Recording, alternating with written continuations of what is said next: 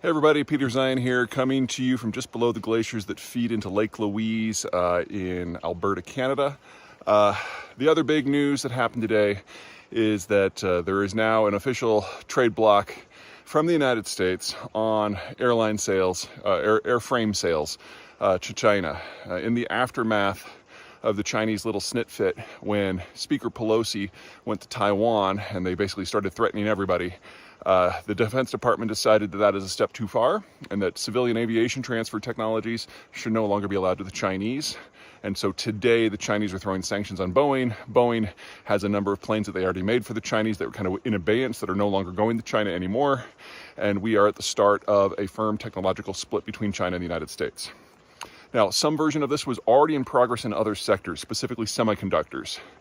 Because of new regulations that have been sketched out by the Biden administration that are basically taking Trump's texts and making them into permanent policy, the Chinese can no longer import any of the equipment that is necessary to make high and medium quality chips, and they can't import the high quality chips at all. Or more to the point, American sellers of this stuff that you can either sell to the Chinese government or you can sell to the US government. You can't do both anymore. And so for American companies, that's kind of the same as a ban. The debate going on, not just in Washington, but in the Netherlands and in Britain and Japan, is to how far down to go on this scale. So can you still sell medium quality chips to the Chinese? Can you still sell the gear that's necessary to make the low quality chips? All of this is now on the table, and I expect we're going to see stricter and stricter restrictions. And the Chinese have proven over and over and over again that they can't manufacture any of this stuff on their own. Yes, one guy did manage to develop a 7-nanometer chip, and good for him, but that's kind of like Aristotle. So you have one dude. Translating that into the overall system is something the Chinese have proven over and over and over again that is just beyond them. They can't even make the gear for the low-end chip manufacturer. So, just as we're having a divorce economically between the Germans and the Russians, we are now past the point of no return between the Chinese and the Americans. So I've been warning a lot of my clients for a couple years now that this was coming, and it's time to get your people out and your technology out and cash out however you can. At this point, because the Chinese are doing counter sanctions, it's probably too late for anyone who has remained, and it's time to start writing down all of your assets in the People's Republic to zero. I mean, you might be able to get a little bit out, but you should count on the entire corporate relationship collapsing over the course of the next year or three. We're at that point now. That's the bad news for the Chinese. There's some good news. There was a summit yesterday in Kazakhstan between the Russians, the Chinese, and a handful of other countries that really don't matter to the strategic equation, in which Putin basically caved to everything the Chinese have ever wanted.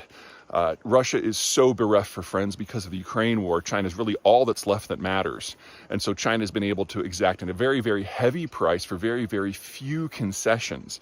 In essence, on live television, Putin was forced to read Chinese talking points on everything that the Chinese care about, whether it's technology or the United States or naval issues or Taiwan, and to read it in the Chinese syntax. So basically, from a diplomatic point of view, this is the public equivalent of being down on your knees licking boots. And Putin had to do it all. And at the end of it, the Chinese didn't even really give anything back. There will be no tech transfer. There will be no weapons transfer. There will be no troops. Putin actually asked for troops. And all that the Russians are going to have is the right to sell raw commodities to the Chinese at a horrific discount, probably in most cases more than 30 or 40%. So the Chinese have basically turned Russia into a more loyal satrapy than North Korea has been, and that will absolutely have strategic consequences for both countries down the line.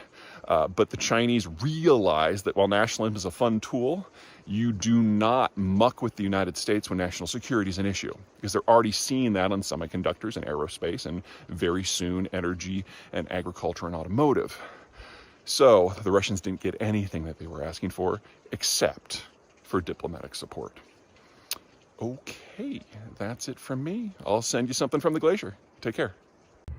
Hey everybody, Peter Zeihan here, coming to you from, where am I? Orlando. The big news of this week is that the Biden administration has drastically decreased the level of access that the Chinese semiconductor firms can have to American technology. Now, there's this general belief around the world that China is the world technological superpower, and it is able to cut off supplies of pretty much everything to the rest of the world whenever it wants, and that is Well, that is unmitigated bullshit. There are three types of semiconductors. There's the high end that go into your cell phones, your servers, satellites, power management systems. Those exclusively come from places like Taiwan, Korea, Japan, and the United States. And contrary to, contrary to most people's beliefs, over half of all chips made in the world by value actually originate within the United States. And almost all of the chips that are manufactured in Taiwan are not designed there. They're also designed in the United States. So there's no danger whatsoever in the high end from a embargo sort of situation. Second, you have the mid-range chips that are in aerospace, automotive, and maybe the power control systems for your thermostat and your house. Those are Malaysia and Thailand, and those are also not made in China at all. What is going on with these new restrictions is the Chinese are now no longer able to import any of the chips of those two tiers unless they get a special dispensation. The third type of chips is your Internet of Things, not your smartwatch, your dumb watch, like your little digital Casio watch, if you remember those. This is your digital calculator, perhaps, your smart refrigerator that keeps track of your grocery list, things like that. Those are, yes, almost exclusively made in China. Now, what Biden has done is not just say that the Chinese can't purchase the high and the mid-grade. They're also saying they can't purchase any of the equipment that's necessary to make the high and the mid-grade to make sure that they never move up to that quality step. And there are now increasing steps that the Chinese cannot buy the tools that are necessary to operate what equipment they have for the low grade. And we are very close to the Biden administration saying that the Chinese can't even import the equipment that they need to make the low grade, and they are incapable of making that themselves. It's not like this is a hammer. There's an ecosystem of stuff that is required to build, install, operate, and maintain any of the equipment, even on the low end. And the Chinese cannot do any of it without 100% imported expertise and equipment. That is now what the Biden administration is going after. So where does this take us? Well, assuming we have no interruptions to the supply chains for the materials, that's a different topic.